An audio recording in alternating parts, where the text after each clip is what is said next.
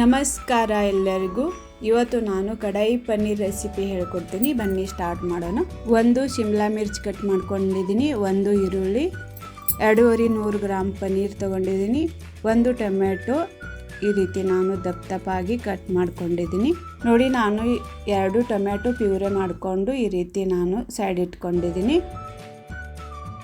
ನೋಡಿ, ನಾನು onion chopper machine ತೊಗೊಂಡಿದ್ದೀನಿ.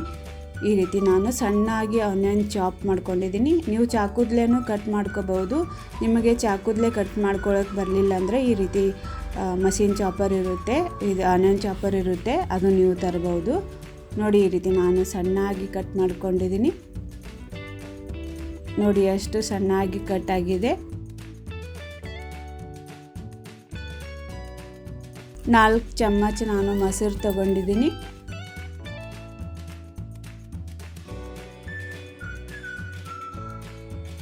2 ಚಮಚ ಕಡಲೆ ಹಿಟ್ಟು ತೊಗೊಂಡಿದ್ದೀನಿ.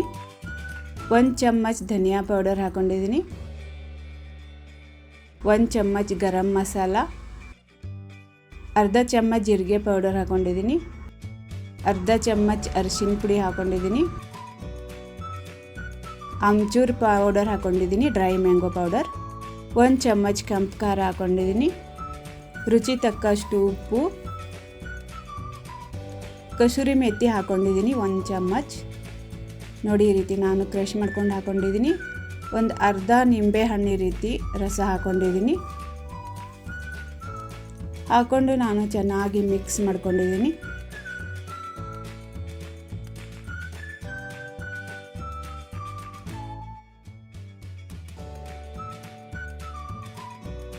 ನೋಡಿ, ನಾವು ಈ ರೀತಿ ಚಾಪ್ ಮಾಡ್ಕೊಂಡು ಇಟ್ಕೊಂಡಿದ್ದೇವಲ್ಲ ಆನಿಯನ್ ಶಿಮ್ಲಾ ಮಿರ್ಚಿ, ಅದು ನೋಡಿ ಈ ರೀತಿ ನಾನು ಇದ್ರ ಒಳಗೆ ಮಸಾಲ ಒಳಗೆ ಹಾಕ್ಕೊಂಡಿದ್ದೀನಿ.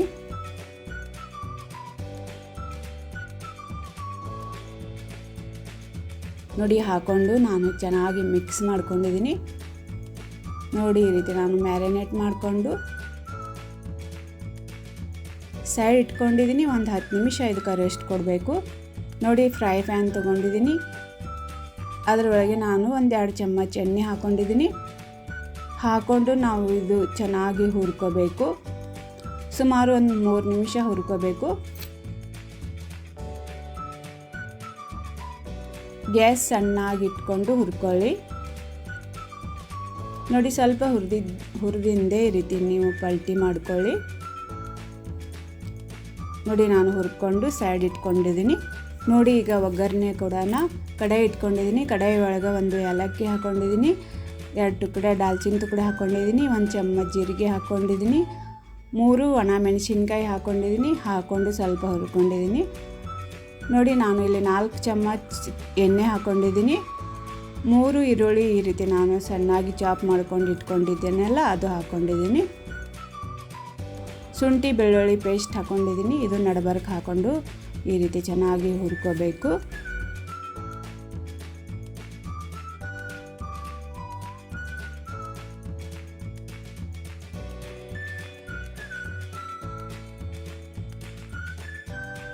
ನೋಡಿ, ಈ ರೀತಿ ಕೆಂಪಾಗೋ ತನಕ ಈರುಳ್ಳಿ ಚೆನ್ನಾಗಿ ಹುರ್ಕೋಬೇಕು.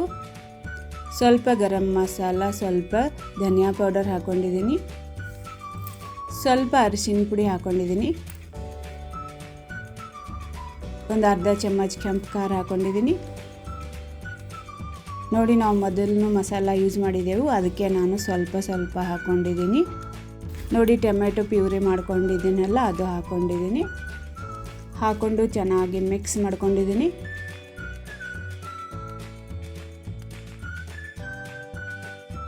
ಒಂದು ಗ್ಲಾಸ್ ನೀರು ಹಾಕ್ಕೊಂಡಿದ್ದೀನಿ.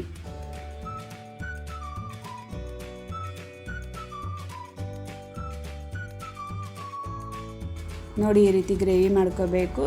ಪ್ಲೇಟ್ ಮುಚ್ಕೊಂಡು ನಾನು ಒಂದು 3 ನಿಮಿಷ ಕುದಿಸ್ಕೊಂಡಿದ್ದೀನಿ. ಕುದ್ದಿಂದೆ ನೋಡಿ, ನಾನು ಇದು ನಾವು ಹುರ್ಕೊಂಡಿದ್ದೇವಲ್ಲ ಅದು ಎಲ್ಲ ತರಕಾರಿ ನಾನು ಹಾಕ್ಕೊಂಡಿದ್ದೀನಿ. ಹಾಕ್ಕೊಂಡು ಮಿಕ್ಸ್ ಮಾಡ್ಕೊಂಡಿದ್ದೀನಿ.